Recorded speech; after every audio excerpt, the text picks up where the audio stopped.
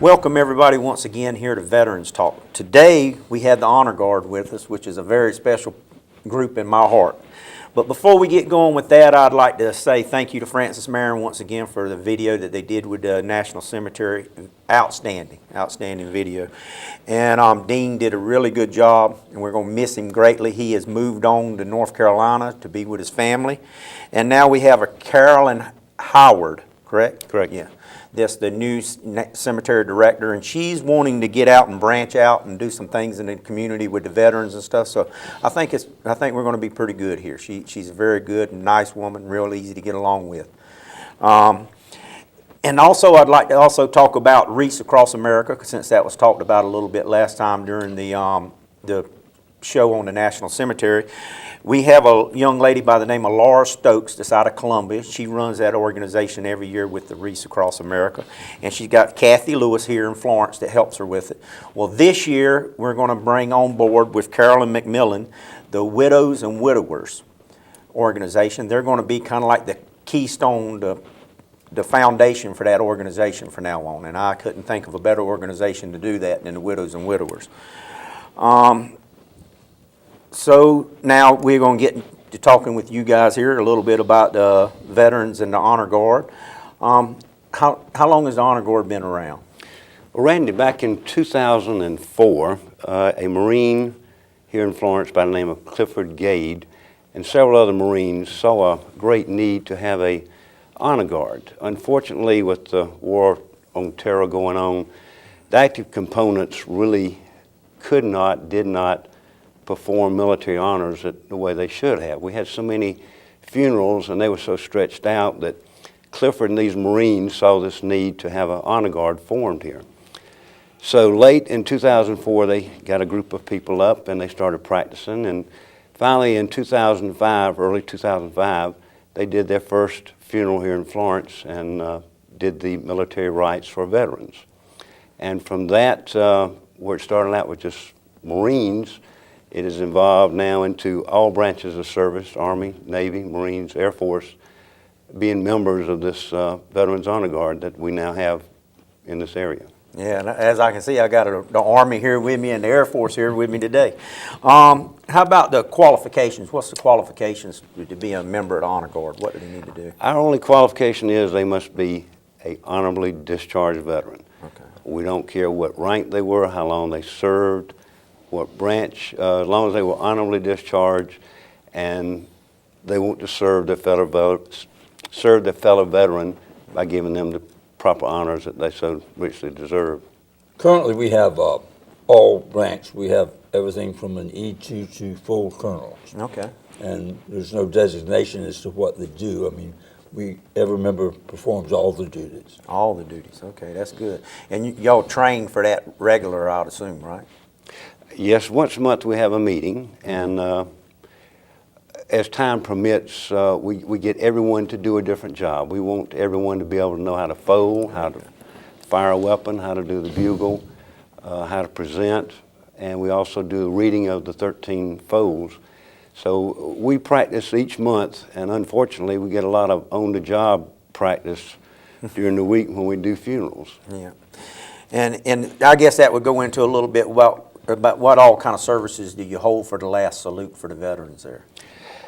A veteran's family, when they want us to give the military rites, they can request everything from a firing party to folding and presenting of the flag, to a bugler, to the reading of the meaning of the 13 folds. Whatever the family wants is what we'll provide. The regular military services, according to what rank you are, it depends on what they will do for you. If you're a lower ranking person, only served minimum 2 or 3 years, unfortunately they will only send 2 or 3 people, sometimes with a boom box, to do the military honors.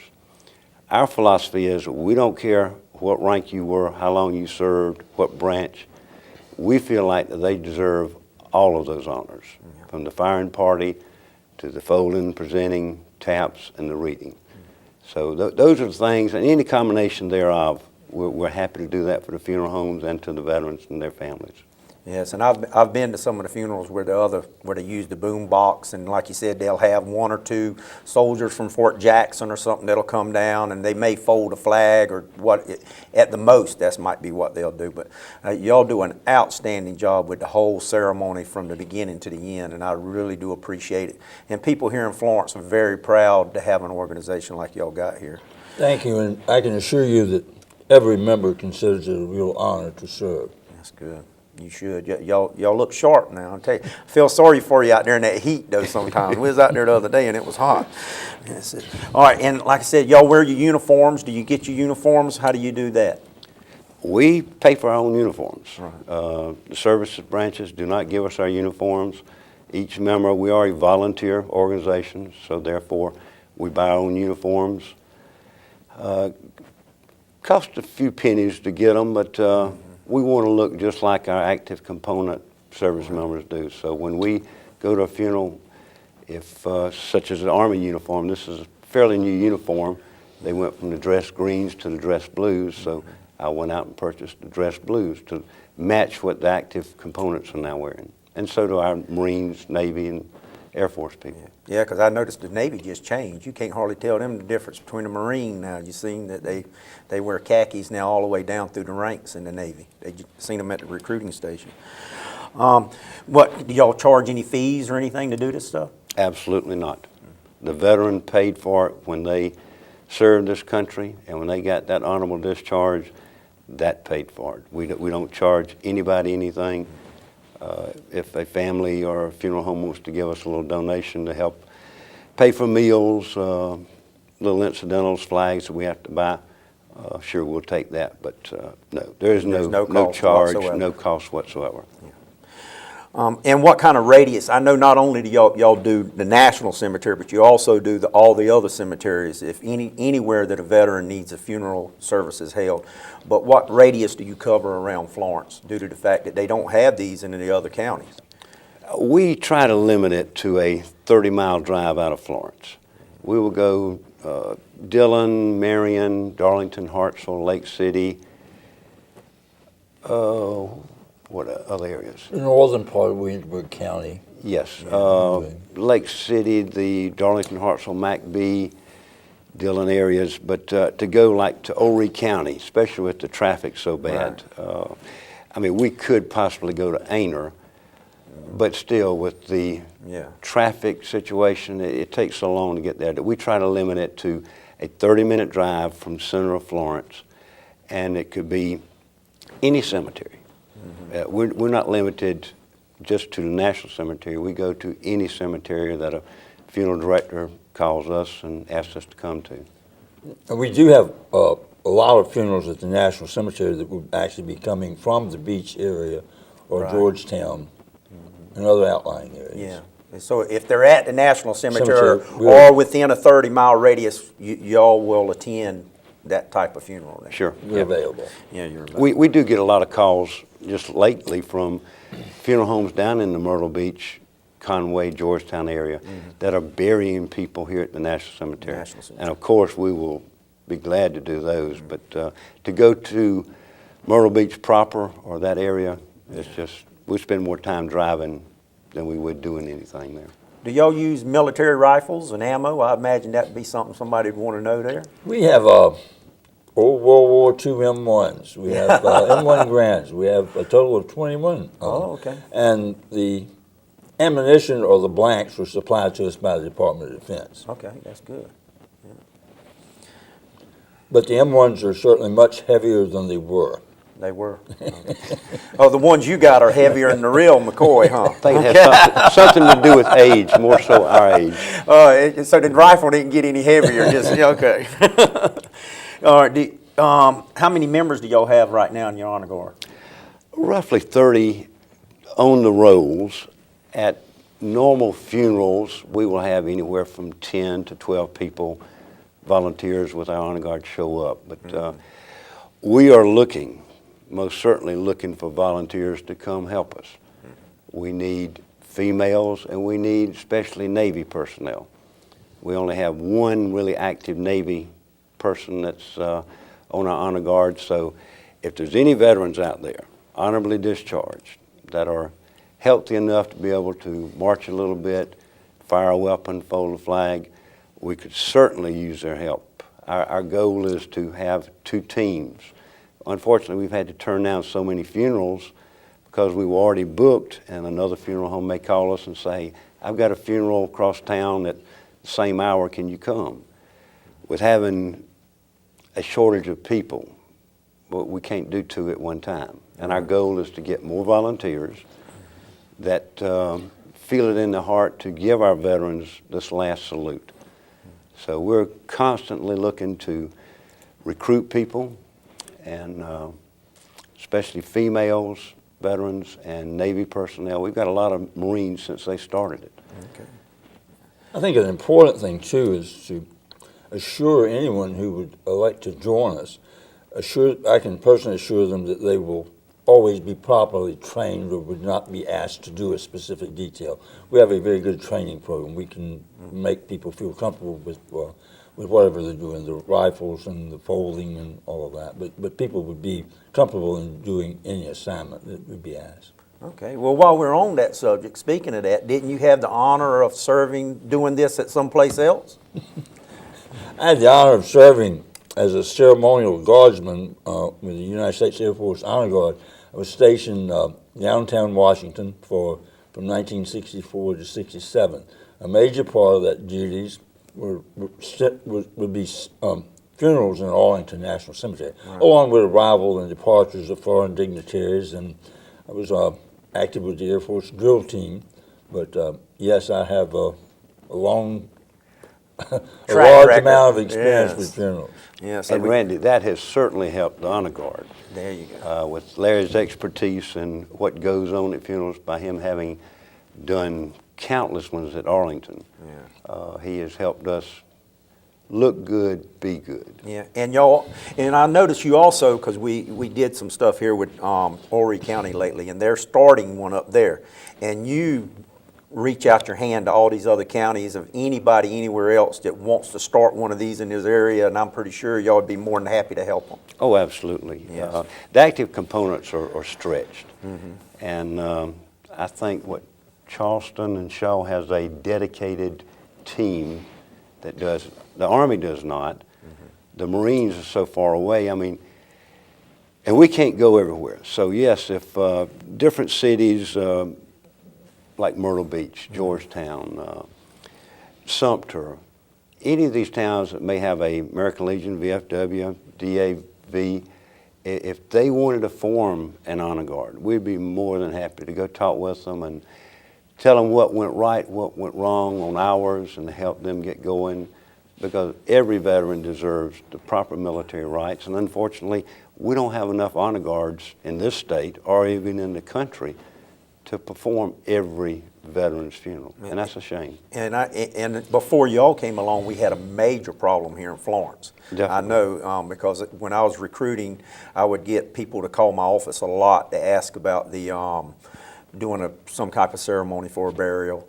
And like you said, you'd have to get hold of Fort Jackson, and if they're not already somewhere else already dedicated, or because not only do we do other things with our honor guard, they also do that too, and they're covering the whole state. True. Yeah.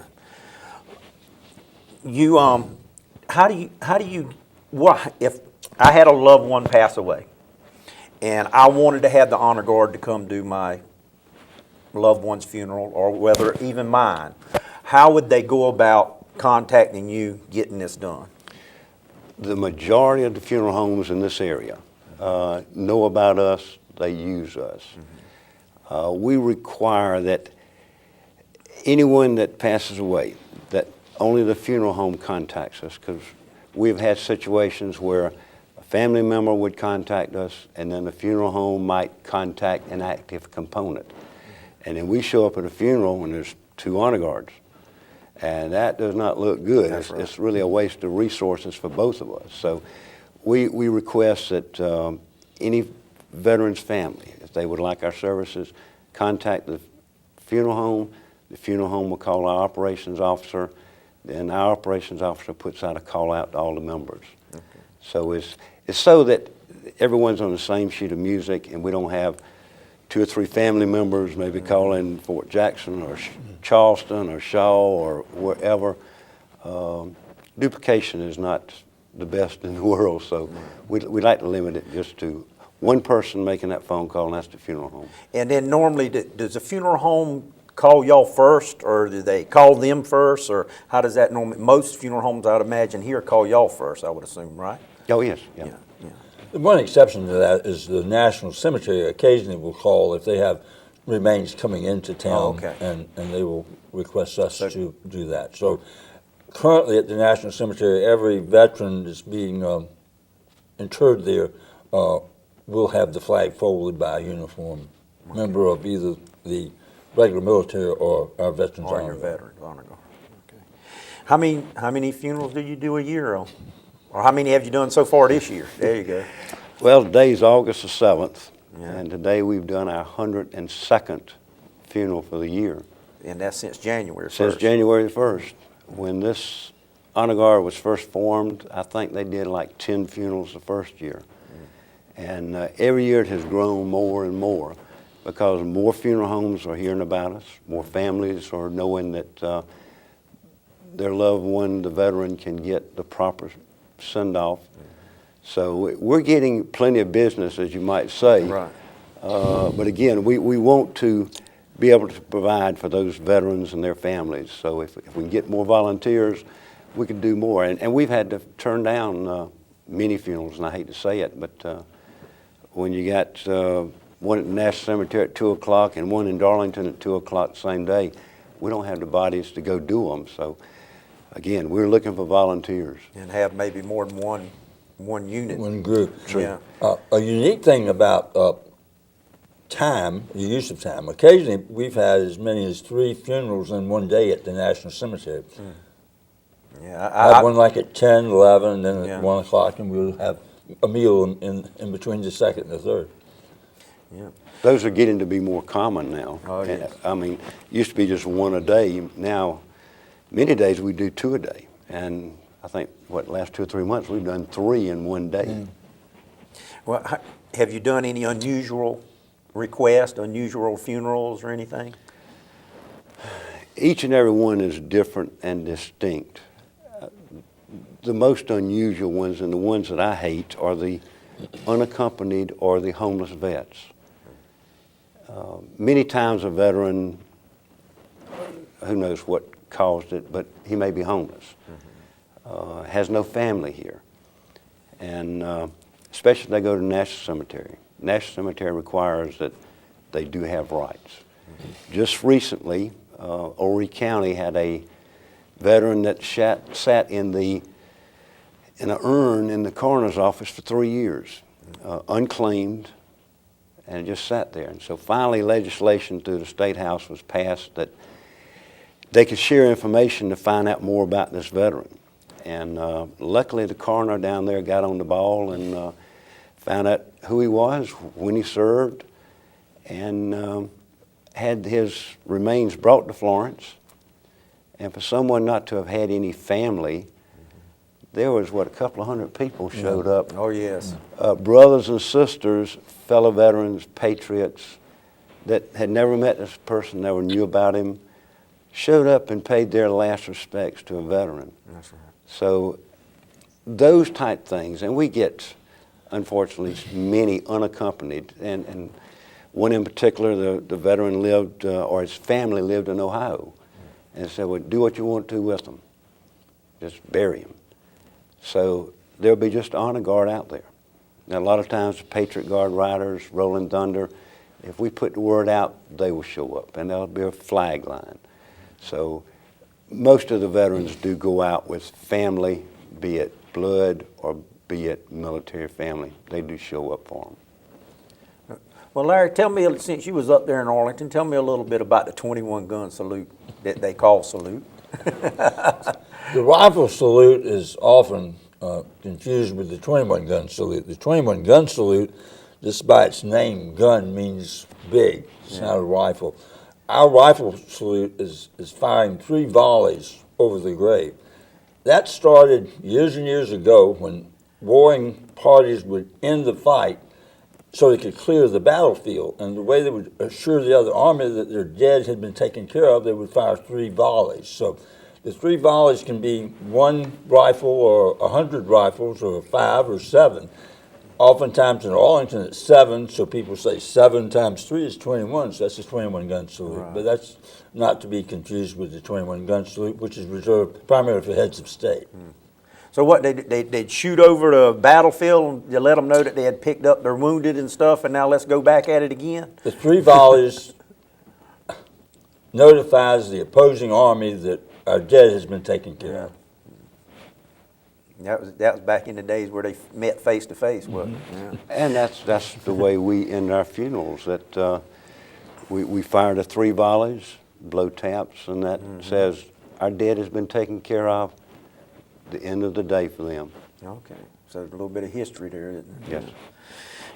Yes. Do y'all ever act as pallbearers? No.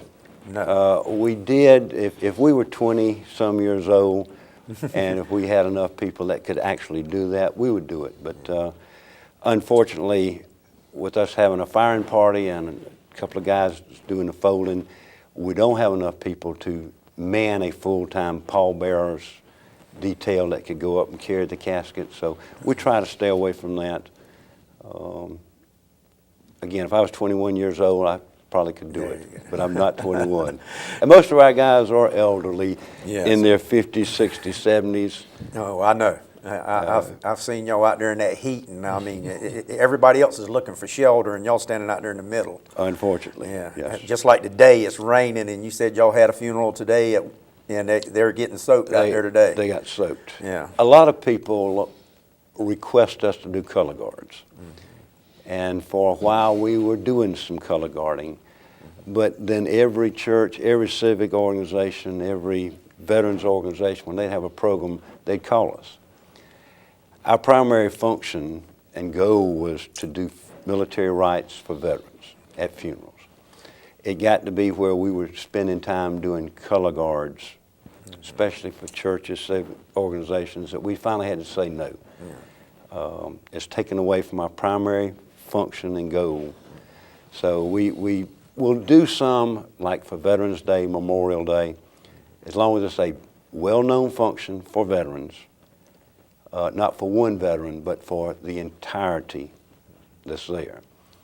So we've been flooded with honor guard, color guard requests to do all these parades and functions, and we finally had to just say no, we can't do it. For a while we were doing some of those, but with the understanding that funeral would take priority. So then we basically quit doing it because we had to call and cancel some things at some nursing homes and such. So, that was, so we pretty much restricted to funerals.